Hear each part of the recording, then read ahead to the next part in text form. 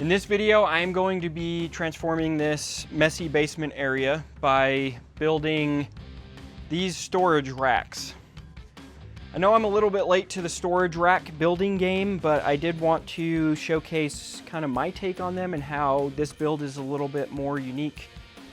Maybe not one of a kind, but definitely unique.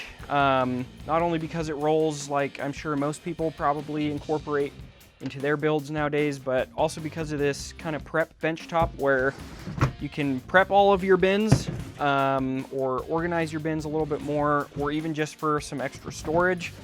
But also, and most importantly, because they kind of detach from each other. So just with these latches, you can move it, and then this can easily be moved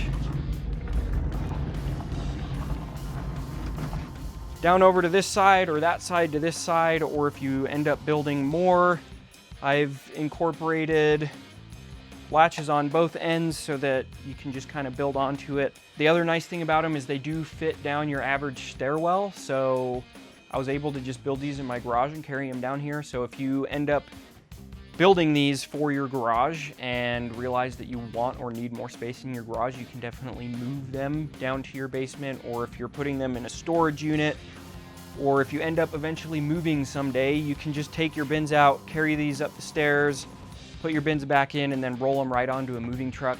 Life is ever changing, and who doesn't accumulate more belongings over time and try to minimize on belongings over time? So I do think it's a very beneficial thing for just about anyone and everyone, even people who have already built storage racks and haven't incorporated latches or casters. Go ahead and skip forward in the video where we attach the casters and latches here. Stick around and let's go ahead and get to building this thing. Now, before we jump into the lumber and the step-by-step of building this thing, I do want to say that I will have links in the description to all of the tools and materials that I can, and other helpful tools and materials for this build. Again, that will be listed in the description. I am an Amazon affiliate, so I do earn a very small commission if you are to visit one of my links and buy something. However, it does not cost you any extra. It does not bump up the price of whatever you're trying to buy, so it would mean a lot to me if you could go visit one of those links. It just kind of helps me support my family and helps me build more stuff like this so that I can help others out there who are trying to build similar things as me. And as always, if there's anything that I'm missing in the description or any other helpful tools or materials that you think I would benefit from, definitely leave those in the comments. And with all of that said, let's go ahead and get to the lumber. So for this exact build, according to the plans I have in the description, you will need 28 2x4x8s. I do recommend with this quantity of lumber that you buy an extra 1 or 2 2x4s just to be safe. I only bought exactly what I needed and ended up making a couple mistakes by cutting a few boards too short and had to use scraps to extend those boards, which makes it look a little odd. It's not a huge deal, but if I would have just bought 1 or 2 more 2x4s, I wouldn't have had an issue. You can also save lumber by ripping some of these 2x4s in half down the length, making it kind of like a 2x2. For those of you who know how to do that or want to do that, I'm sure you'll know which boards can be ripped down. I didn't really care to and wanted to make this as easy as possible for your average Joe, so I didn't. And then for the little benchtop part of this build, I'm just using two 2-foot by 4-foot sheets of 7/16 OSB. It's super cheap and does exactly what it needs to, but you can use any kind of sheet good you want here. As for our hardware, you'll need a 5-pound box of 2.5-inch screws. I end up using just about the whole box minus like 25 to 30 screws, so I do recommend a 5-pound box unless you're building something much smaller. Over here we have the toggle latches. I have 12 of them for this build. These ones are linked in the description. They are super heavy duty and work perfect for this. I'm actually super happy with how these turned out and will definitely be using them for future projects. Then lastly, for hardware, we have 12 2-inch locking casters. They're rated for like 200 pounds a piece, so they'll work just fine for this shelving. As far as measuring and marking, these are the measurements from my plans that I'm going to go off of. If you're building your own size or style, you can just kind of adjust the measurements as you see fit. This step does take a while and can get pretty monotonous, but just take your time. They say to measure twice and cut once for a reason. So just make sure you're double checking your measurements and your cut list so you don't get lost and messed up like I do, and I'll show you later what I mean.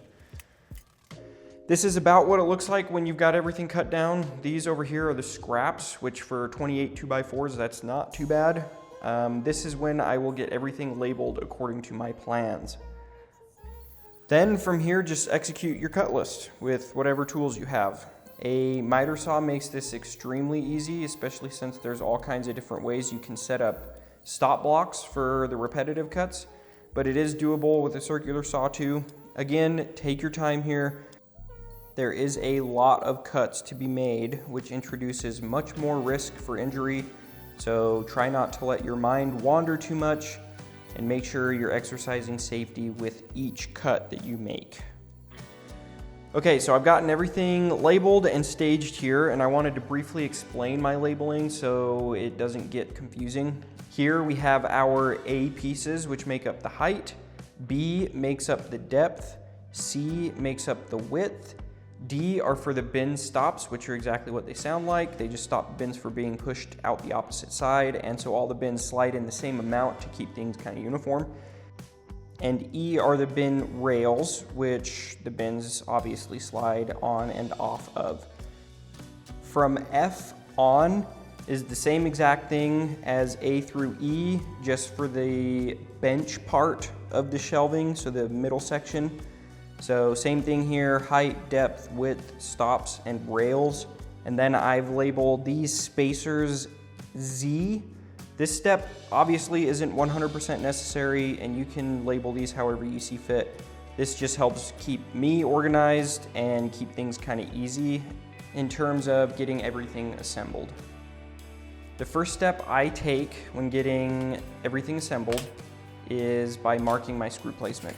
So I'll just be assembling the A and B pieces in just a minute, with the A pieces butt into the B pieces, so the screws will be going through the B pieces into the A pieces.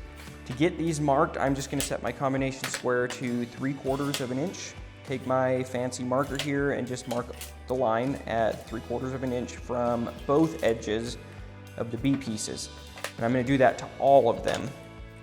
Then I'll set my square to 1 inch and make a perpendicular mark to my 3/4 inch mark. This is where I will pre-drill and sink the screws. This step is skippable as well if you want to eyeball it, but I do think that it's worth it and reduces the risk of messing up and splitting boards. Now that we've got all the B or depth boards marked, we'll take them and the A or height boards and get these attached. You can pre-drill these with an 1/8 inch drill bit or an 1/8 inch countersink bit. I love using these Sandor collapsible magnetic bins when using a lot of screws for projects. They're pretty self-explanatory, but super nice to have and not very expensive at all. I'm going to use 2 screws per corner and do this about 16 times before I get onto attaching the C or width pieces.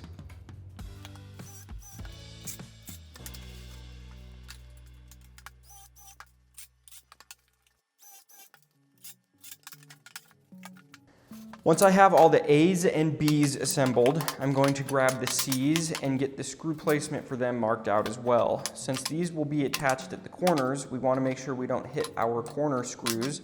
So I am setting my square to 1 inch and scribing a line down the side on each piece here. And you'll want to transfer the same line to the opposite end of the piece as well. Then from there, I'm going to set my square to 2 inches and make a mark at 2 inches as well as 1 inch so we can get 2 screws mounted here as well. I like to stand the A and B frame up and clamp it to my table just like this, and then lie my C board down flat on the table. I'll take another clamp and get C secured flush to the end and the bottom of the A/B frame, and then pre-drill and sink my screws. I realized here that a 3rd screw in between our 2 screws, but about 1 inch away, would probably be beneficial. So I'm just eyeballing that screw placement.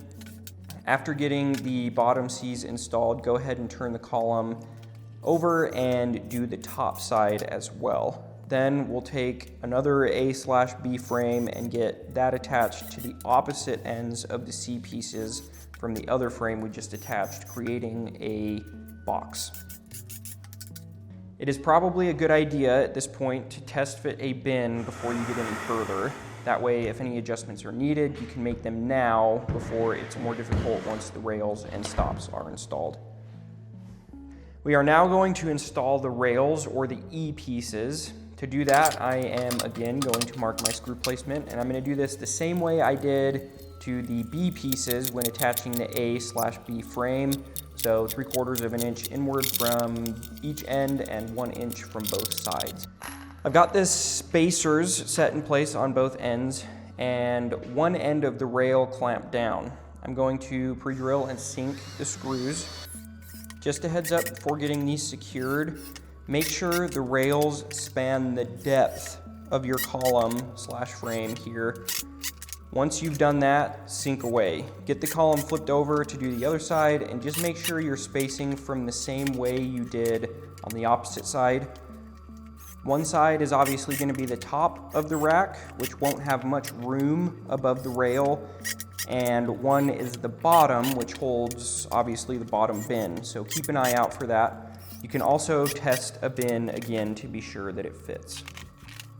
For the D pieces or the stops, I didn't want this back lip of the bin going over the stop. I wanted the lip to butt against the stop. So I am going to mount it a little bit higher than my rails are mounted. And to make sure I am raising these stops the same amount on each row, I am going to clamp my stop in place where I want it and take my combination square, loosen it, and set it against the bottom of my rail and just push the measure up until it hits the stop where we have it clamped in place, which gave me about 1 7/8 inches. Setting the rack on its side might be a little bit easier for this step. Screw placement for the stops back here isn't really all that important and you're rarely going to see it, so you can skip it if you'd like, but I'm just gonna be doing 1 screw on each side, 2 inches from the end and 1 inch from the side. Get these clamped on. Again, it's a little bit easier to do this with the rack horizontal. Then just pre-drill and sink the screws. We're now moving on to the casters. I am mounting these to the bottom of the C or width pieces. Again, orientation is important here. Make sure you are installing the casters on the bottom by looking at the rails and the stops you've already installed. Once you know you're at the bottom of the rack, grab a caster and your marking utensil, set your caster on the bottom of the C pieces away from the screws you have in the corners. Then just get all 4 spots marked so we can get them pre-drilled. Once you've got the caster positions marked, grab yourself a 1/16 inch drill bit and get these pre-drilled. If you don't plan on overloading these racks, the screws that come with the casters will be more than fine. They'll probably even be fine if you do overload the racks, but I have an outrageous amount of these number 8 1 1/4 inch cabinet screws, so I'm going to use them and the washers that came with the casters to get these installed. Once the casters are on, that's all for this column. So I'll get it out of the way and do the same exact thing to the next column. I've got both columns done and am about to start on this middle bench top part of the build, but I wanted to show where I messed up and cut the height boards here a little too short. They're supposed to be 34.5 inches, and for some reason I cut them at 31.5. All I did to fix this was take a couple scrap blocks and screwed it directly onto the height boards, but sticking up about 3 inches from the other board so that it gives me that 34.5 inches. For the bench top section, I'm just repeating everything I did with the columns other than adjusting my screw placement for my mess up. And instead of 4 height and depth frames for our 2 columns, we're just going to have 3 height/depth frames for this middle bench top section. The width of the bench top section is going to be 50 inches so that it fits 2 bins. I'm attaching the ends the same way I did before. Then I am measuring to find the middle for mounting this middle height/depth frame. After we get that done, we'll do the same thing with the other 3 50-inch width boards, and then just installing the rails and the casters the same way we did with the columns. We've got it all put together and in place how we want it to be. Next, we will be cutting and installing the OSB sheathing to the top of our bench top. I've got the OSB sheets on where I want them and clamped down. I'm going to just take a marker and run it along the bottom of the sheets. Then I'll just get these cut with a circular saw and see how they fit. I've got the sheets cut down to where I want them and dry fit in place. I'm going to have these gaps on the sides here. You can cut the scrap OSB that you have left to get those gaps covered, but since this is just going to be a prep bin space and or extra space for storing things, I don't mind having the gaps, but do as you please here.